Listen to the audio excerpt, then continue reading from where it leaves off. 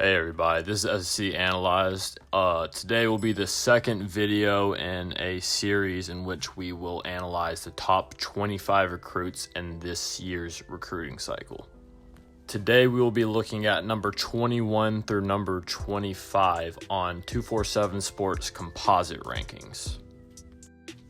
Coming in at number 25 on the list is Kendall Milton, a running back that has committed and enrolled at the University of Georgia. Kendall Milton is a very big back, coming in at 6'2", 220 pounds. Apparently, since enrolling at the University of Georgia, he's already packed on 11 more pounds of mass. Although his size indicates that he might be a power back used on goal line situations or third and short, he plays like he is a small back. He's a great third down back. He's a good blocker. He's extremely shifty, and although he does not possess top end speed, he is very impressive for a running back of his size. According to Sports Illustrated, in 2019, Kendall rushed for 1,514 yards and 23 touchdowns. Throughout his high school career, Kendall has endured multiple injuries. However, that has not kept his stat line down. Throughout his 4-year high school career, Kendall amassed 4,000 rushing yards and 70 rushing touchdowns. He averaged 10 yards per carry and 157 yards per game in his entire career. Georgia has a history of freshman running backs coming onto the scene and surprising a lot of people, whether you're talking about Todd Gurley, Nick Chubb, or even Herschel Walker. But it's going to be very difficult for Kendall Milton to get a significant amount of reps in his freshman season, since he'll already be behind Zamir White and James Cook. However, Georgia will be using a rotation of backs, making it very likely that Kendall Milton will get a significant amount of reps in his first 2 seasons at Georgia.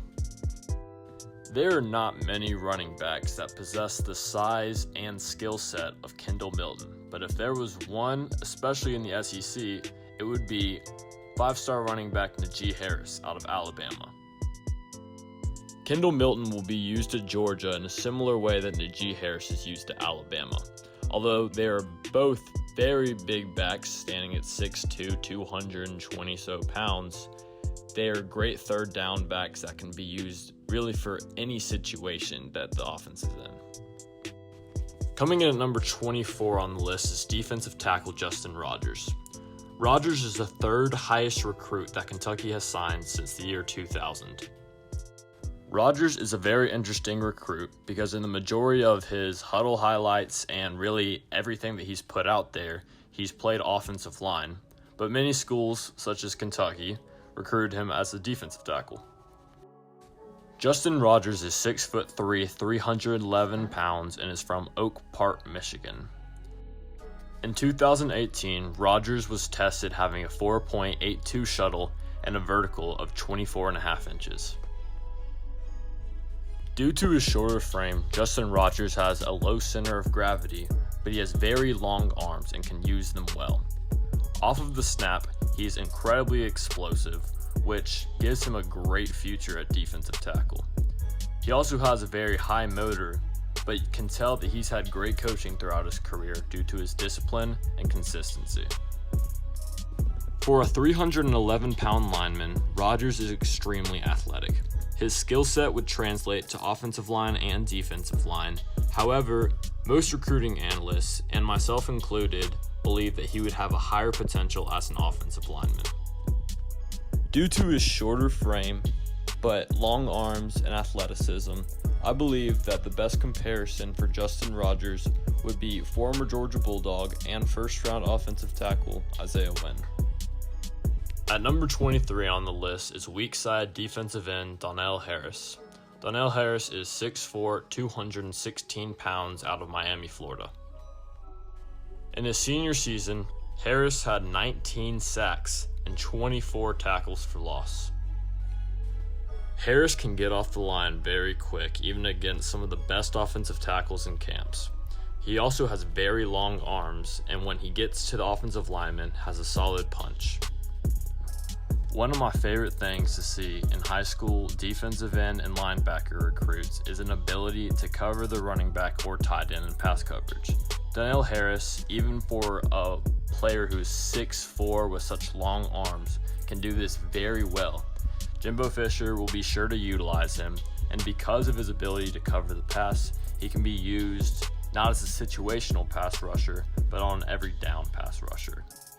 Similar to what I'll say for most defensive prospects on this list, really the only thing keeping Donnell Harris from becoming a great defensive end prospect is just adding mass and consistency. When you look at the top tier defensive linemen and linebackers and safeties that go top 10 or first round the NFL draft, none of them are undersized. The most important thing for a player like Donnell Harris is just to become consistent so that you can be used in an every down situation while also having enough mass to line up against those Georgia and Alabama and Tennessee offensive lines. For Harris's SEC player comparison, I will be using Aldon Smith, a former defensive end from Missouri. A lot of people know about Smith, and probably not for the best reasons, but if he could do one thing, he can rush the passer, and he can also guard the running back right off of the line. Harris has the potential to be one of the best defensive ends in the SEC and in America. If he can add mass while also becoming more consistent in his pass rush, he could become an elite defensive end. At number 22 on the list is running back committed to the University of Alabama, Jase McClellan. McClellan is 5'11", 202 pounds from Aledo, Texas. If you're an Alabama fan, then you've seen this kind of running back time and time again. McClellan is one of my favorite running back recruits in this class, not because he possesses elite speed or elite power, but because he's going to be a great fit in that Alabama offense. When you're a running back at the University of Alabama, it's not enough to be extremely good at one category.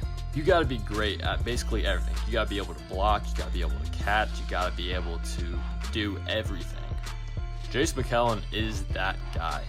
And the craziest thing is he could be that guy for them next year. I don't know whether Saban will want that, considering how much talent they have at the running back position right now with Najee Harris, Trey Sanders, and plenty of more. In his senior year of high school, McClellan ran for 1,485 yards and 29 touchdowns. In his junior season of high school, he ran for 2,073 yards with 47 touchdowns. He ran for 47 touchdowns in 14 games. With his start-stop ability, his good frame, and his ability to catch passes out of the backfield, McClellan could make an instant impact. My comparison for McClellan is former Alabama running back Josh Jacobs. This guy, it will do everything that he can in order to win, and I'm not exactly sure when it's going to start for him, but it could be this year. Jase McClellan may not put up the statistics that running backs like Derrick Henry or Mark Ingram did, but one thing is he will help Alabama win games. At number 21 on this list is South Carolina running back Marshawn Lloyd. Lloyd is 5'9", 211 pounds, making him somewhat undersized for a running back. However, Lloyd uses that to his strength. Lloyd possesses a college-ready strength with a very low center of gravity, making it very difficult to tackle him. He has great acceleration to hit the holes hard, and he has quick enough feet to change direction at a high rate of speed. Marshawn Lloyd is one of my favorite players in this entire recruiting class, and I think that he will be in the ranks of Marcus Lattimore by the time that he leaves the Gamecocks. I expect Lloyd to be in the starting rotation from the very first game of the season, and he could be one of the best running backs in the SEC by the time that he leaves his junior or senior year. South Carolina should be very excited about this prospect. And really the comparison that I have in mind is former Georgia running back Nick Chubb.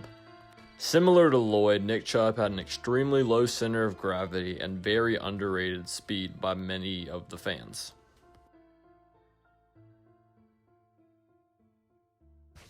Thank you for watching, and tune in next episode where I will be analyzing number 16 through 20.